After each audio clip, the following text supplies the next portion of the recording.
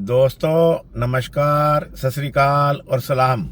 जैसा कि मैं आपको स्टोरी सुना रहा हूं अफ्रीका के तंजानिया देश के नोजोम्बे के इलाके के मानव भक्षी बब्बर शेरों की स्टोरी। 15 मानव भक्षी बब्बर शेर जिन्होंने 1500 से लेकर के 2000 इंसानों को मारकर खा लिया था 15 सालों के अंतराल में, 1932 से लेकर के 1947 तक। और किस प्रकार जॉर्ज रश्बी ने उन बब्बर शेरों को ढूंढ ढूंढ कर मारा था, ये मैंने आपको अपने पिछले पार्ट में बताया है कि कैसे एक पहले शेरनी मारी गई थी और उसके बाद 2 और बब्बर शेर जॉर्ज रश्बी के द्वारा मार डाले गए थे। और बाद में किस प्रकार जॉर्ज रश्बी के जो सबसे बहादुर स्काउट थे अल्फानी, उन्होंने पीछा करके एक नर बब्बर शेर को गोली से मारा था। और उसके बाद का जो घटनाक्रम है वो इस प्रकार से है। जॉर्ज रश्बी अपनी छुट्टियां बिता करके मुंबई से वापस नजम्बो आ गए थे और नजम्बो आकर के उन्हें पता चला कि उनके जो स्काउट थे अल्फानी, उन्होंने एक नर बब्बर शेर को जो कि मानव भक्षी था उसको मक्के के खेतों में मार गिराया था। और इस प्रकार कुल मिलाकर के 4 बब्बर शेर अब तक मारे गए थे। लेकिन 4 शेरों के मारे जाने के बावजूद भी अभी तक मानव भक्षण की जो घटनाएं थी वे कम नहीं हो रही थी, वे लगातार उसी तरह से जारी थी। वापिस आने के बाद जो जॉर्ज रश्बी थे वे कभी वांगी गोम्बे जाते थे और कभी जुम्बे मूसा जाते थे और वहां के जो गांव थे वहां पर जाकर के जिन लोगों को बब्बर शेरों के द्वारा मारा गया था उनके रिश्तेदारों से मिलते थे और उनसे पूछताछ करते थे कि घटनाक्रम कैसे हुआ और इस चीज की संभावना में वे रहते थे कि बब्बर शेर इस समय कहाँ होंगे। और इस प्रकार करीब 1 महीना जो जॉर्ज रश्बी के द्वारा उन बब्बर शेरों की देखभाल में निकल गया। इसी प्रकार एक दिन जो नोजोम्बे था उसके एक गांव में जब जॉर्ज रश्बी पहुंचे तो वो एक छोटा सा गांव था, 7-8 घरों का ही वो गांव था।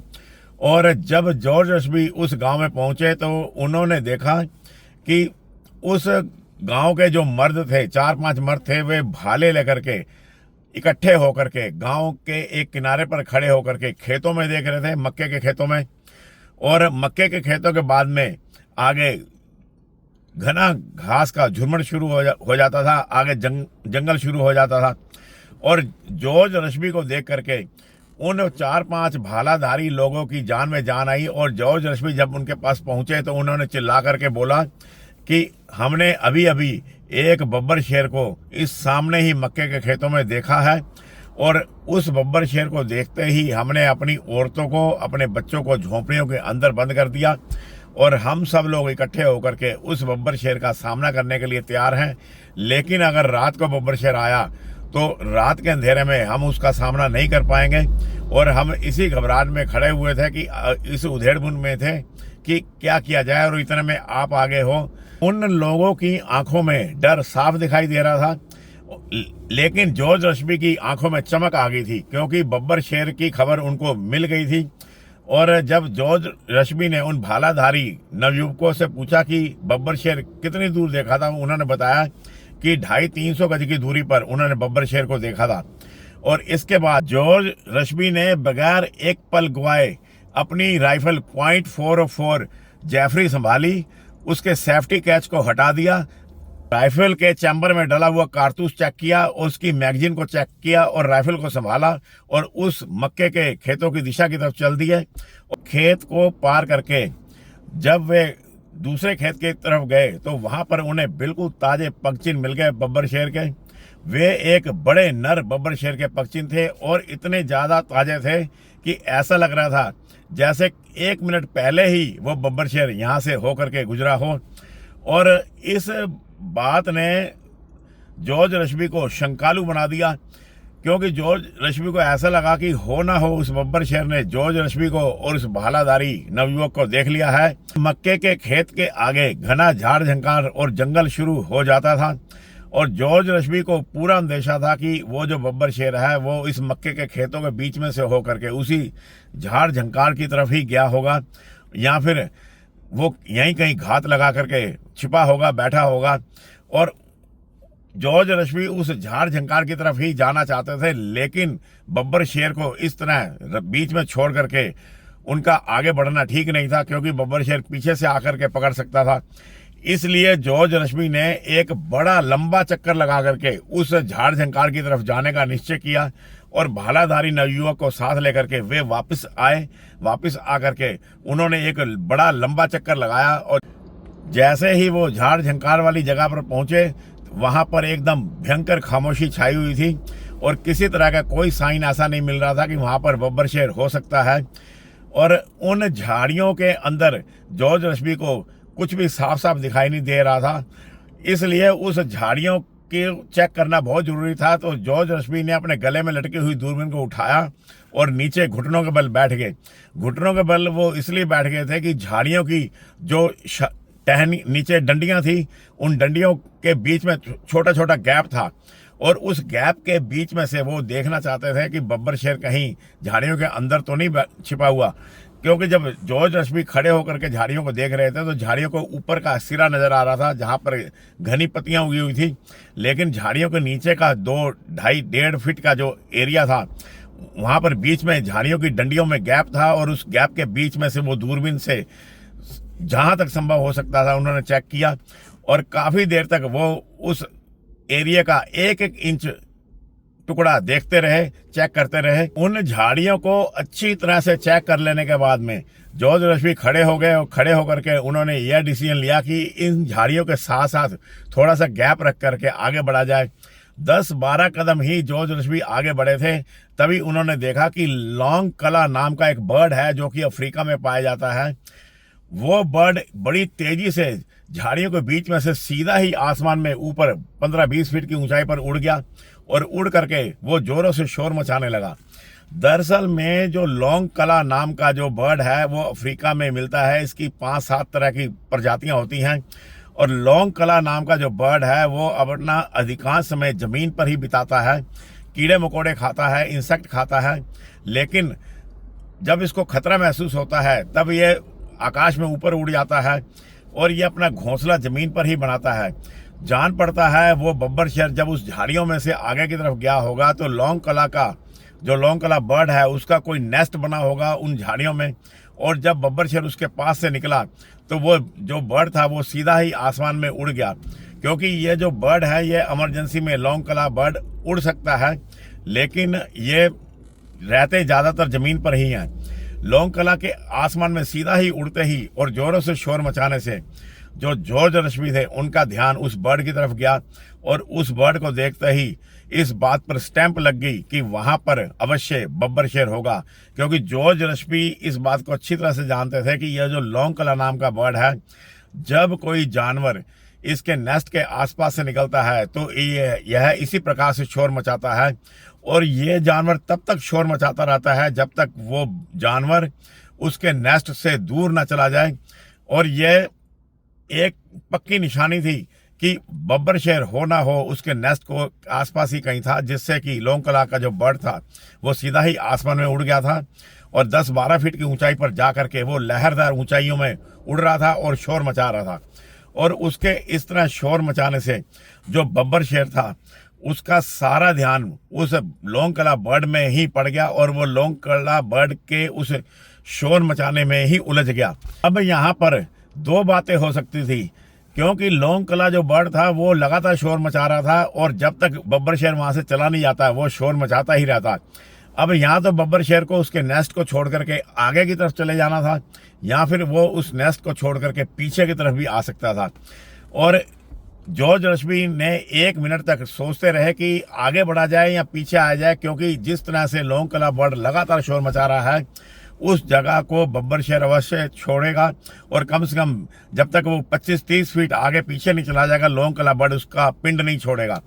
तो अब जो जॉर्ज रश्मी थे उन्होंने ये सोचा कि क्यों ना आगे ही बढ़ा जाए, क्योंकि बब्बर शेर पीछे से ही आया था तो हो सकता है बब्बर शेर के आगे बढ़ने की ही संभावना थी। तो इसलिए जो जॉर्ज रश्मी थे वे तेजी से यथासंभव झुकते हुए, भालाधारी को भी उन्होंने बोला कि झुक करके चलो, झुकते हुए वे आगे बढ़े और वे चाहते थे कि जिस जगह पर वो बर्ड ऊपर नीचे उड़ रहा था और शोर मचा रहा था ठीक उसके अपोजिट साइड में आगे 20-25 फीट 30 फीट दूर बढ़ा जाए। और रश्मी अभी 20-25 कदम आगे ही बढ़े थे कि झाड़ियों में एक थोड़ा खुला स्थान आ गया, और वहीं पर जैसे ही जॉर्ज रश्मी ने देखा उस खुले स्थान में, तो उनको वहां पर वो बब्बर शेर खड़ा हुआ नजर आ गया। और वो बब्बर शेर खड़ा होकर के गर्दन घुमा करके पीछे की दिशा की तरफ देख रहा था, जहां पर वो लोंगकला बर्ड लगातार अभी भी शोर मचा रहा था और उसके पीछे पीछे आ रहा था। और वो बब्बर शेर इतना उलझा हुआ था उस बर्ड के चक्कर में कि उसका ध्यान जॉर्ज रश्मी की तरफ गया ही नहीं। और जॉर्ज रश्मी झुके हुए थे, अब वो सीधे खड़े हो गए और उन्होंने अपनी राइफल अपने शोल्डर से लगा ली, और शोल्डर से लगा करके उन्होंने उस बब्बर शेर का निशाना लिया, क्योंकि वो एक बहुत ही बढ़िया निशाने वाला पोजीशन बन गई थी। बब्बर शेर को कोई खबर ही नहीं थी कि जॉर्ज रश्मी उससे 50 गज की दूरी पर खड़े हैं, वो बर्ड में ही उलझा रहा, और इधर जॉर्ज रश्मी ने राइफल का निशाना ले लिया। और जैसे ही जॉर्ज रश्मी ने निशाना लिया और वे गोली चलाने ही वाले थे कि इतने में जो पीछे भालाधारी नवयुवक था उसका पैर फिसल गया और वो धड़ाम से जमीन पर गिर गया, और उसके गिरते ही जंगल भर में इनका विज्ञापन हो गया। और उसके शोर से वो जो बब्बर शेर था उसका ध्यान अब रश्मि की तरफ गया, क्योंकि उसने शोर की दिशा में उसने देखा, तो अपने से 50 गज दूर जॉर्ज रश्मि को देख करके उस बब्बर शेर ने एक जोरदार गुर्राहट की और बड़े जोरों से वो अपनी पूंछ को फटकारने लगा। और जॉर्ज रश्मि का जो ध्यान था वो भंग हो गया था, क्योंकि उन्होंने जैसे ही मुड़कर देखा वो जो भालाधारी था वो नीचे जमीन पर गिरा हुआ था। और उसके बाद वो भालाधारी जो युवक था वो तुरंत खड़ा हो गया, और उसको खड़ा होते देखकर ही उस बब्बर शेर ने एक जोरदार गुर्राहट की, क्योंकि बब्बर शेर ने पहले तो जॉर्ज रश्मि को देखा था और उस भालाधारी युवक का तो उसने देखा ही नहीं था।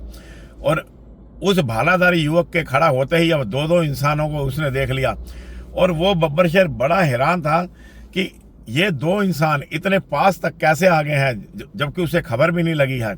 और जब बब्बर शेर ने दोबारा जोरदार गुर्राहट की, तो उसकी गुर्राहट से घबरा करके वो जो भालाधारी नवयुवक था वो वापस गांव की दिशा की तरफ भागा, और उसके भागते ही जो बब्बर शेर था वो आक्रामक हो गया और सीधा ही उसने जॉर्ज रश्मि के ऊपर चार्ज कर दिया, और जॉर्ज रश्मि की तरफ वो बड़ी तेजी से भागा।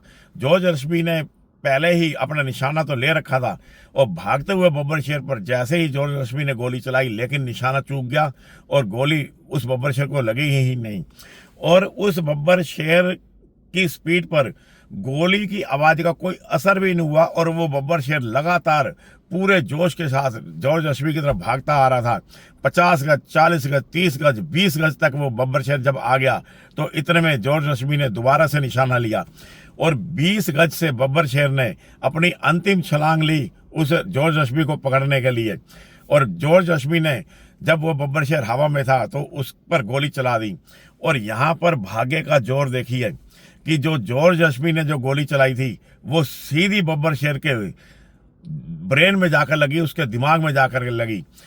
जॉर्ज रश्मि ने अपना आपा बिल्कुल नहीं खोया था। जॉर्ज रश्मि ने इससे पहले तमाम जंगली हाथियों का शिकार किया था जब वो हाथी दांत का व्यापार करते थे, और ऐसे कितने ही सरकमस्टांसेस को उन्होंने फेस किया था, हाथियों के साथ भी और जंगली शेरों के साथ भी। इसलिए पूरे धेरे के साथ में जॉर्ज रश्मि ने जब निशाना लगाया तो हवा में ही शेर की जो छलांग थी उसको उन्होंने पूरा नहीं होने दिया, और गोली सीधे उसके दिमाग में जाकर लगी, और उस बब्बर शेर की वो छलांग पूरी नहीं हुई, और जॉर्ज रश्मि से केवल 3 गज की दूरी पर वो जमीन पर पांव फैलाए हुए जमीन पर नीचे आ गिरा। और उसके बाद वो तेजी से अपने हाथ पैर चलाने लगा, और कुछ सेकंड के अंदर ही उसके प्राण पखेरु उड़ गए। और इस प्रकार यह एक और मानव भक्षी बब्बर शेर जॉर्ज रश्मि के द्वारा जमीन पर उनसे केवल 3 गज की दूरी पर मरा हुआ पड़ा था। पूरे 8-10 सेकंड तक जॉर्ज रश्मि बिल्कुल हैरान होकर के हतप्रभ से उस मरे हुए बब्बर शेर को देखते रहे और सोचते रहे कि अगर मेरी आखिरी गोली अगर निशाने पर नहीं लगती तो वो बब्बर शेर अवश्य आज उनकी जिंदगी को ख़त्म कर देता, क्योंकि वो बब्बर शेर ऑलमोस्ट उनके ऊपर आ ही गया था। और इस प्रकार इस बब्बर शेर को मारने के बाद में जॉर्ज रश्मि का जो ध्यान था उस अफ्रीकी की तरफ पड़ा।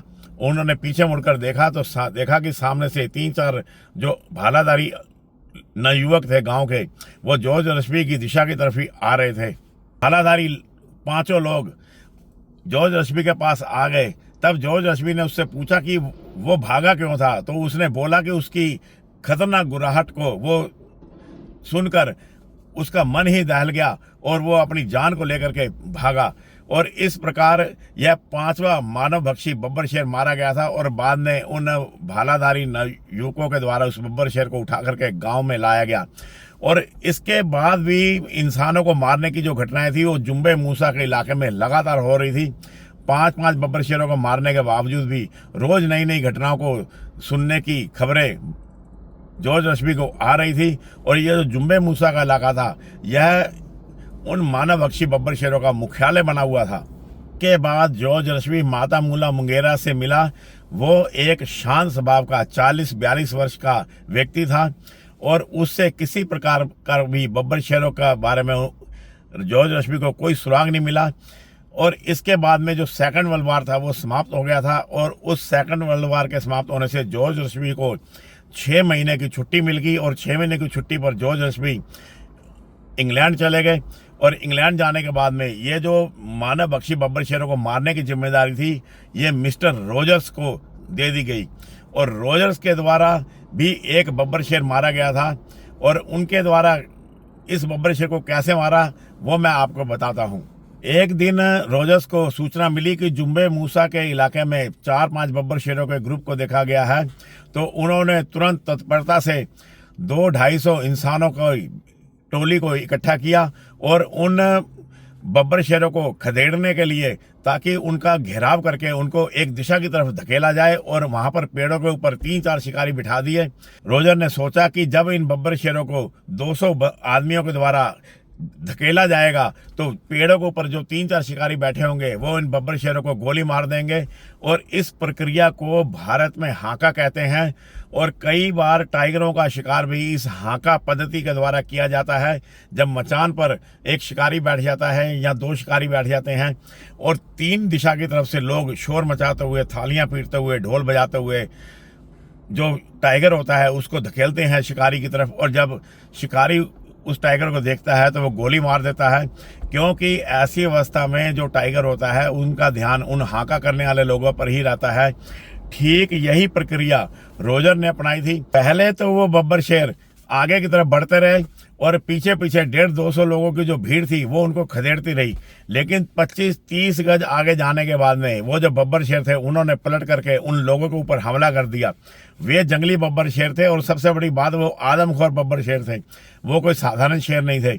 और उन्होंने उन 150-200 लोगों की भीड़ पर जब हमला कर दिया तो उनमें भगदड़ मच गई और वहां पर चीख पुकार मच गई और 2 इंसानों को उन बब्बर शेरों के द्वारा वहीं घटनास्थल पर मार दिया गया। लेकिन इस आपाधापी में एक बब्बर शेर भी उन लोगों के द्वारा मार डाला गया और उसको भालों से मार मार करके जो लोगों की भीड़ थी उन्होंने उस बब्बर शेर का काम तमाम कर दिया। और इस प्रकार 6ठा बब्बर शेर जो मानव भक्षी था वो मारा गया और बाकी जो शेर थे वो जान बचा करके घेरा तोड़ करके भाग गए और 2 लोग भी वहां पर मारे गए और 8-10 जो लोग थे वो बब्बर शेरों से घायल हो गए थे और इतना बड़ा कांड वहां पर हो गया था। और ये सब बात जब 6 महीने के बाद में जॉर्ज रश्बी आए थे तो उनको पता चली कि रोजर के द्वारा इस प्रकार एक बब्बर शेर का शिकार किया गया था। वे इस शिकार करने के तरीके से खुश नहीं थे क्योंकि इसमें 2 आदमी मारे गए थे और 7-8 घायल भी हो गए थे। जॉर्ज रश्बी ने दोबारा से इन बब्बर शेरों को ठिकाने लगाने की कमान अपने हाथ में संभाल ली। उन्होंने अपने साथ में वही दलेर जो उनका स्काउट था अल्फानी, जिन्होंने कि बब्बर शेर को पैदल ही चल करके दलेरी से मारा था, उनको अपने साथ लिया और वो जुम्बे मूसा के इलाके में और वांगी गोम्बा के इलाके में गांव-गांव जाकर के खबरें लेने लगे कि बब्बर शेरों ने कहां पर क्या क्या घटनाएं की हैं। और इसी बीच जब जॉर्ज रश्बी इंग्लैंड से आए थे वो अपने साथ में उस 8 वर्ष की लड़की के लिए मिठाइयाँ भी लेकर के आए थे, चॉकलेट लेकर आए थे। वही 8 वर्ष की लड़की जिसकी माँ को मार दिया था बब्बर शेरों के द्वारा। जब जॉर्ज रश्बी उस छोटी लड़की के घर पहुंचे तो अफसोस वो उस लड़की से नहीं मिल पाए। जॉर्ज रश्बी की अनुपस्थिति में बब्बर शेरों ने उस घर के दरवाजे को तोड़ करके उस छोटी लड़की को मारकर खा लिया था। और इस खबर को सुनकर के जॉर्ज रश्बी का दिल ही बैठ गया। बड़े भारी मन से वो अपनी लाई हुई चॉकलेट को, मिठाई को देखने लगे और उनको वो घटनाएं याद आ गई किस प्रकार वो लड़की बड़ी दिलेरी से जॉर्ज रश्बी से बातें किया करती थी। जब जॉर्ज रश्बी उस छोटी लड़की के घर गए थे तो उसी शाम उस गांव के पास के जंगल से ही शेरों के दहाड़ने की आवाजें आने लगी और उन आवाज़ों को सुनने के बाद में जॉर्ज रश्बी ने डिसीजन लिया कि इन शेरों का पीछा किया जाए। वो शेरों को तो ढूंढते फिर रहे थे और शेरों ने खुद ही धाड़ धाड़ करके उनको अपनी पोजीशन के बारे में बता दिया था और अंदाजे से बब्बर शेरों की जो आवाज़ थी वो करीब 3-4 किलोमीटर दूर से आ रही थी। दरअसल में बब्बर शेर जब पूरे जोरों से दहाड़ते हैं तो उनकी आवाज़ मीलों दूर तक जाती है। उस रात जो जॉर्ज रश्बी थे उसी गांव में रुक गए और अगले दिन सुबह होते ही दोनों जंगल की ओर शेरों की तलाश में निकल पड़े। जंगल एकदम शांत था, आज कोई पंछी भी अलार्म कॉल नहीं दे रहा था और दोनों जो जने थे अंदाजे से जंगल में आगे की तरफ बढ़ते जा रहे थे। ना उन्हें कोई अभी तक कोई निशान मिला था और ना किसी तरह की कोई पंछी की, किसी जानवर की कोई अलार्म कॉल ही आई थी। अचानक अल्फानी रुक गए। उन्होंने जॉर्ज रश्बी को धीरे से खोद करके टच करके बोला कि ये पगमार्क नजर आ रहे हैं। दरअसल वो सूखी नदी थी एक, उसके किनारे पर ही इस समय चल रहे थे और वहां पर उन्हें बब्बर शेरों के ग्रुप के पगमार्क मिले और वो आपस में इस तरह से मिक्स हुए पड़े थे कि पता ही नहीं चल रहा था कि वे बब्बर शेर 4 हैं, 5 हैं, 6 हैं, लेकिन थे वे बब्बर शेरों के पैरों के निशान ही। कुछ निशान तो बिल्कुल क्लियर ही नजर आ रहे थे, वो उन शेरनियों के निशान थे और उन निशानों का जब जॉर्ज रश्बी और अल्फानी के द्वारा पीछा किया गया तो वे अभी कुछ कदम ही दूर चले थे कि वे जो निशान थे वे दोबारा से जंगल के ऊपर चढ़ गए और जब जॉर्ज रश्बी ने उन निशानों का पीछा किया तो उसके बाद जॉर्ज रश्बी फिर भटक गए और क्योंकि निशान उनको मिलने ही बंद हो गए थे, क्योंकि वहाँ जो जंगल था वहाँ घास थी और झाड़ियाँ थी और इसके अलावा पथरीला इलाका था, किसी तरह का कोई निशान नहीं बन रहा था। अब जॉर्ज रश्बी सोचने लगे कि वह बब्बर शेर अब इस समय कहाँ गए होंगे। वो जो नदी थी वो आगे एक बड़ा मोड़ लेकर के वापस ही अपनी दिशा की तरफ मुड़ जाती थी, मतलब वो कोई यू बैंड उसका यू शेप में वो मुड़ रही थी। नदी पूरी तरह से सूखी थी और उसी नदी के किनारे पर उन्हें बब्बर शेरों के निशान मिले थे और जॉर्ज रश्बी को ये पूरा अंदाजा था कि ये जो बब्बर शेर हैं ये सामने का जो झाड़ियों वाला जो जंगल है इसके बीच में से होकर के उस नदी में ही गए होंगे। तो झाड़ियों के बीच में से निकलना खतरे को बुलाने के बराबर था, आत्महत्या करने के समान था, क्योंकि उसमें शेर कहीं भी छिपे हो सकते थे। इसलिए वे वापस नदी में उतरे और नदी के साथ साथ जैसे जैसे नदी घूमती जा रही थी वे घूमते गए और जब वे घूम करके उस जंगल के परली तरफ जा पहुंचे तो वहां पर उन्हें दोबारा उस नदी के अंदर उन बब्बर शेरों के निशान मिल गए और उनका अंदाजा बिल्कुल ठीक था कि वो बब्बर शेर इस सूखी नदी में से निकल करके जंगल में से हो करके फिर उसी नदी में वापस उतर गए थे और वहां जाकर के उन्हें दोबारा से उन बब्बर शेरों के पगमार्क मिल गए थे। अब वो पगमार्क दोबारा से उस नदी की जो ढलवा किनारा था उसके ऊपर से चढ़ करके दोबारा से जंगल के अंदर चले गए थे। थोड़ा आगे जाकर के घास वाली जगह आने से वो फिर भटक गए और कुछ 100 गज अंदाजे से वे चले थे और उनको उन पगमार्कों से साफ पता चल रहा था कि ये 3 या 4 शेरों का समूह रहा होगा। वो जंगल क्या था, पेड़ों का घना झुरमुट था, नीचे झाड़ियां जहां तहां बिखरी पड़ी थी। जॉर्ज ने अल्फानी को रुकने का इशारा किया और धीरे से कहा कि सूरज अब सिर पर आ चुका है। दोपहर के समय में जो शेर है वो सफ़र नहीं करते, वे दिन भर सुस्ताने के लिए कहीं ना कहीं ठहर जाते हैं और शेरों ने काफ़ी चल लिया है और हो सकता है कि नदी के ऊपर चढ़ करके वो जो आगे वाला जंगल है वहीं कहीं वो आराम कर रहे होंगे और बड़ी ही सावधानी से आगे चलने की ज़रूरत है। और इस प्रकार वे बड़ी खामोशी से उस जंगल के अंदर घुस गए। अपनी अपनी राइफलों को कसकर पकड़कर उनके पहरे में वे दोनों जंगल में धीरे धीरे आगे बढ़ते जा रहे थे। तभी करीब 20 गज आगे बढ़ने के बाद में सामने की झाड़ियों में हल्की सी सरसराहट आने लगी। शेर है या कोई और जानवर है यह जानने के लिए वे दोनों एकदम शांत खड़े हो गए। कुछ पल तक तो कुछ भी नहीं हुआ और फिर अचानक धरती हिला देने वाली दहाड़ ने पूरा जंगल ही हिला दिया। झाड़ियों में तो एक तूफान आ गया। झाड़ियों को चीरते 3 विशाल शेर बाहर निकले और बिजली की गति से इन दोनों शिकारियों की तरफ लपके। इन शेरों की अंधी वीरता का जवाब गोलियों ने दिया। दोनों ने अलग अलग शेरों पर गोली चलाई। जो जॉर्ज की गोली थी वो एक बड़े नर शेर के कंधे पर जाकर के लगी और वो एक मर्मांतक दहाड़ के साथ में नीचे गिर गया। अल्फानी की जो गोली थी वो एक शेरनी को लगी और वो भी नीचे गिर पड़ी। जॉर्ज की गोली खा करके जो नर शेर था वो क्रोध में झाड़ियों पर ही हमला करने लगा। जॉर्ज से केवल 20 गज दूर उसने झाड़ियों को चबा डाला। कई झाड़ियों को उसने जड़ों से उखाड़ दिया। वहां पर मिट्टी का गुब्बार सा उड़ रहा था और जब धूल के बादल छटे तो शेर मरा पड़ा था, लेकिन ऐसा लग रहा था जैसे झाड़ियों पर अभी अभी भयानक चक्रवात आया हो। दूसरी तरफ वो जो शेरनी थी वो क्रोध में पागल होकर के पास के छोटे पेड़ पर बुरी तरह से अपने पंजे मारने में लगी हुई थी। पेड़ की छाल की उसने धज्जियां उड़ा दी थी।